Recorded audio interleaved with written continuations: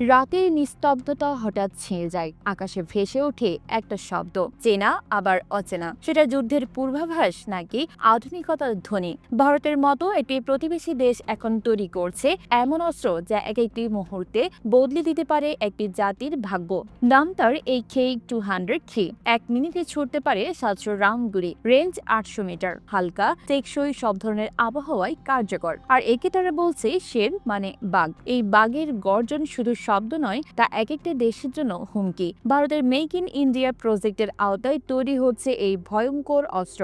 18 মাসেই তারা সেনাবাহিনীর হাতে তুলে দিয়েছে 48,000 রাইফেল। আরও 70,000 দেওয়ার পরিকল্পনা 2025 সালের 15 আগস্টের মধ্যেই। রাশিয়ার সঙ্গে সম্পূর্ণ প্রযুক্তি হস্তান্তর ইতিমধ্যে শেষ, এখন চলছে দেশীয় উৎপাদন। শুধু তাই নয়, 2024 সালের শেষে 100% দেশীয় প্রযুক্তিতে তৈরি হবে এই অস্ত্র। তখন প্রতি মাসে উৎপাদন হবে 12,000 রাইফেল, বছরে 1.5 লাখ, অর্থাৎ প্রতি 100 সেকেন্ডে তৈরি হবে এক একটা শের। এদিকে বাংলাদেশে ঘটল এক মর্মান্তিক ঘটনা। পতিত হলো একটি পুরনো প্রশিক্ষণ বিমান। প্রাণ হারালেন দক্ষ এক ফাইটার পাইলট। স্কুলের মেধাবী শিশুরা। এক একটা প্রাণ, এক একটা স্বপ্ন, যেগুলোর মূল্য কোনো সংখ্যায় মাপা যায় না। প্রশ্ন উঠে, এখনো কেন এমন পুরনো বিমান দিয়ে প্রশিক্ষণ চালানো হচ্ছে, যেখানে প্রতিবেশীরা প্রযুক্তির দুনিয়ায় ছুটছে সামনে, সেখানে আমরা পিছিয়ে পড়ছি প্রাণ দিয়ে? এটা কি শুধু অবহেলা নাকি নীতিগত দারিদ্র্য? পাশাপাশি চীন, পাকিস্তান ও বাংলাদেশের মধ্যে একটি বিশেষ বৈঠক হয় সম্প্রতি।